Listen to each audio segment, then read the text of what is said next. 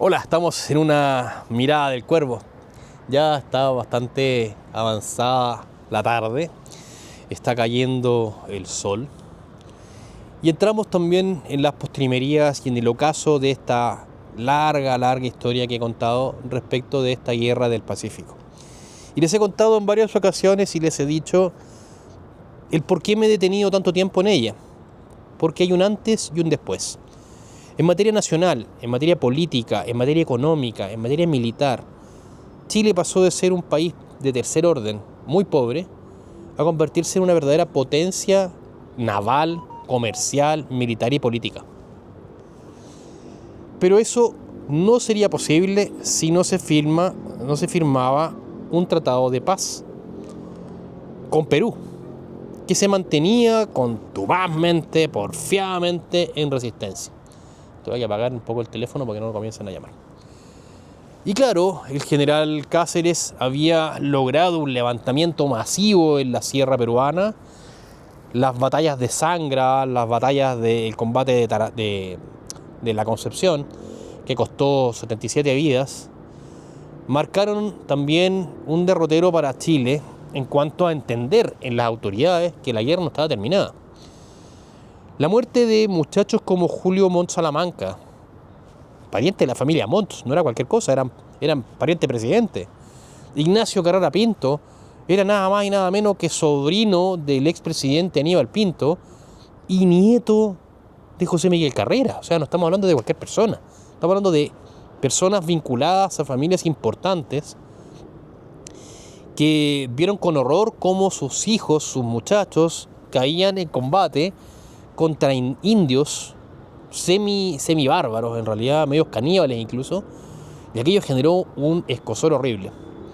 Se vuelve a movilizar un ejército bastante grande y comienzan a llegar unidades al norte nuevamente, y se les ordena al ejército de Chile finalmente terminar con la presencia de Cáceres en la sierra. Y comienzan a generarse varias divisiones que comienzan a entrar simultáneamente. Antes era de una, ahora son 3 o 4. Una de ellas bajo el mando del coronel ¿cómo se llama? Gorostiaga, Alejandro Gorostiaga, quien después tendría una brillante participación en la ocupación de la Araucanía. Era una división bastante pequeña si comparamos numéricamente con el ejército muy grande del ejército de Cáceres. Estamos hablando de una unidad, de una división que no tenía más allá de 3.000 hombres contra casi 6.000 de Cáceres. Lo que Cáceres quería evitar era que estas unidades, estas divisiones se unieran todas. En un momento determinado hubo un combate en la zona de un sector que se llama San Pablo, no la calle San Pablo, sino que un pueblo San Pablo arriba en la sierra, bajo el mando del ex ministro de guerra del Perú, Miguel Iglesias. Se parece al nombre de un amigo que tenemos por ahí. Y Miguel Iglesias se da cuenta después del combate que ya no hay nada más que hacer y emite lo que se llama el famoso Grito de Montal. El Grito de Montán, él tenía una hacienda que se llama Montán, y él emite una proclama en la que decide finalmente que ya está bueno de esta guerra, que ya hemos resistido suficiente, pero que el Perú se está muriendo desangrado en esto porque no hay estructura nacional, no hay nada en realidad, y el Perú se está desmantelando en esta guerra, no tiene ningún sentido, y hay que firmar y entender que están derrotados.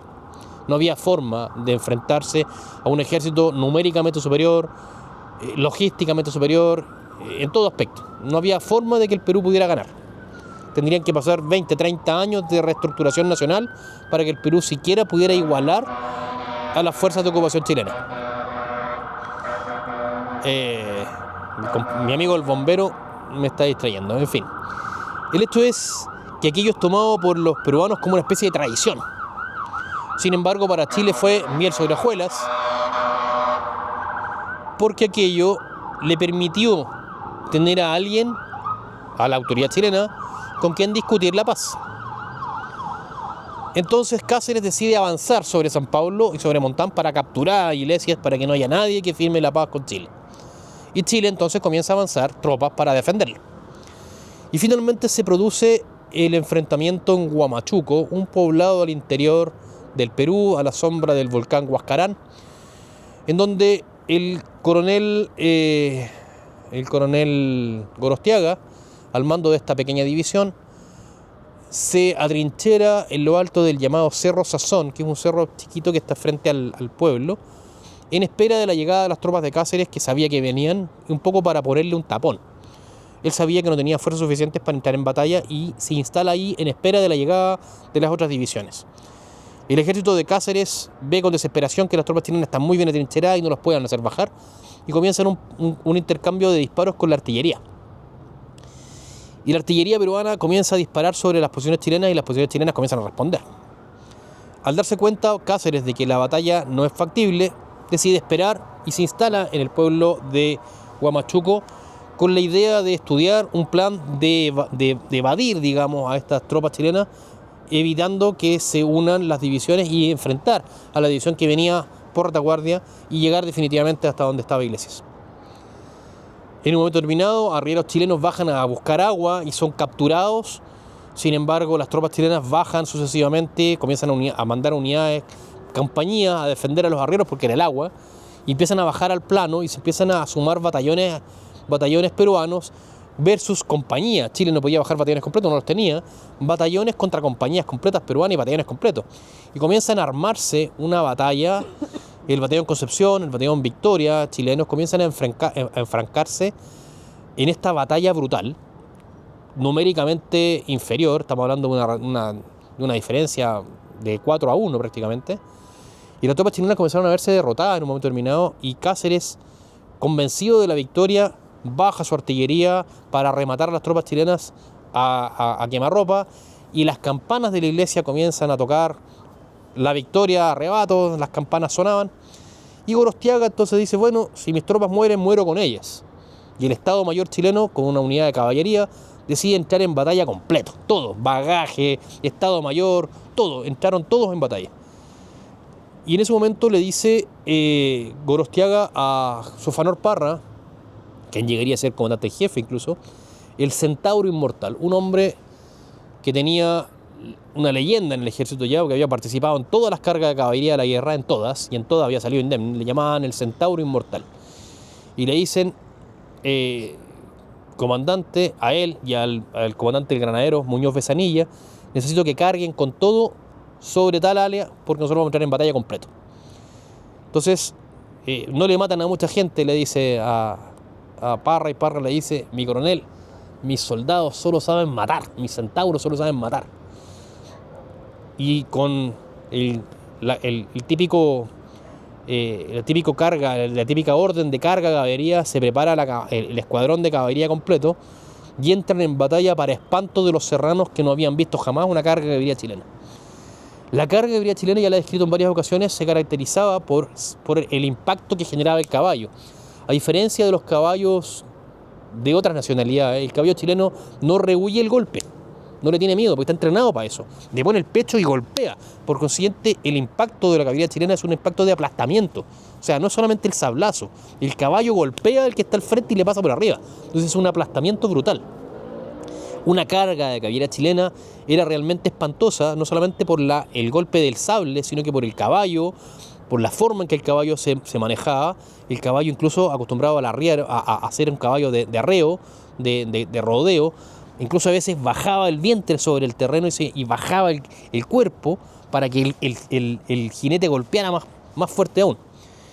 Las tropas chilenas, cortas ya de municiones, deciden calar bayonetas, y la orden de carga general a los peruanos los toma por sorpresa.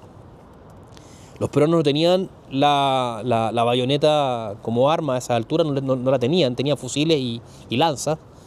Y se ven de pronto con una fuerza militar que cargaba ordenadamente sobre ellos, y comienza un proceso sistemático de destrucción de las unidades militares peruanas. Cáceres en ese momento ve estas unidades que se le vienen encima y se da cuenta que la batalla está perdida. Cuando los granaderos llegan a la artillería del Perú y a lazo las dan vuelta y desmontan los cañones, se da cuenta que la batalla está perdida, y junto con su ayudantina, un grupo de muchachos de la sierra que lo acompañaba, comienza una escapada brutal. Varios oficiales de caballería chilena salen en esa persecución, pero desgraciadamente los caballeros chilenos estaban muy agotados y el caballo de Cáceres estaba acostumbrado a las inclemencias del oxígeno de la sierra y logra saltar varias zanjas y se escapa y no es posible capturarlo. De hecho, de haber sido capturado habría sido fusilado, porque la orden que existía de parte de Lynch era que cualquiera que fuera tomado prisionero debía ser tomado como bandolero y ser fusilado. Y comienza entonces, una vez que se derrota a esta montonera, el último gran ejército del Perú, comienza entonces un proceso de fusilamiento de los líderes y de los soldados que fue brutal, dando por terminada la última gran batalla de la Guerra del Pacífico. Finalmente ese año se firma el Tratado de Ancón, que entrega a Chile definitivamente los territorios conquistados de la zona de Tarapacá, y Tacna y Arica quedan a un plebiscito posterior para decidir quién se queda con qué. En definitiva, Chile quería ambas ciudades, pero queda a plebiscitarse. El término de la Guerra del Pacífico hace que las tropas chilenas vuelvan finalmente a Chile bajo aureas de victoria, pero vuelve entonces a subyacer de una u otra forma las profundas diferencias entre grupos políticos de Chile, aquellos que privilegiaban la fuerza del Parlamento por sobre el presidente, aquellos que planteaban una idea más conservadora, otras más liberales, y comienza desde ya, el año 83, a germinar de a poquitito lo que sería el gran conflicto de fines del siglo XIX en Chile, que es la Revolución del 91. Se perfilaba ya como gran líder al presidente Balmaceda, que sería finalmente quien gobernaría Chile, en desmedro de la figura de José Francisco Vergara, quien moriría muy joven, pocos años después. Baquedano se retiraría del ejército victorioso, muy laureado. Lynch sería enviado en el año 84 a misiones diplomáticas al extranjero, muriendo de malaria en la isla de Tenerife en el año 86 a bordo de un barco. En fin, hablaremos de nuestros próceres de la Guerra del Pacífico y de esta revolución del 91 en un próximo capítulo de Mirada del Cuervo. Nos vemos en una próxima ocasión. Chao.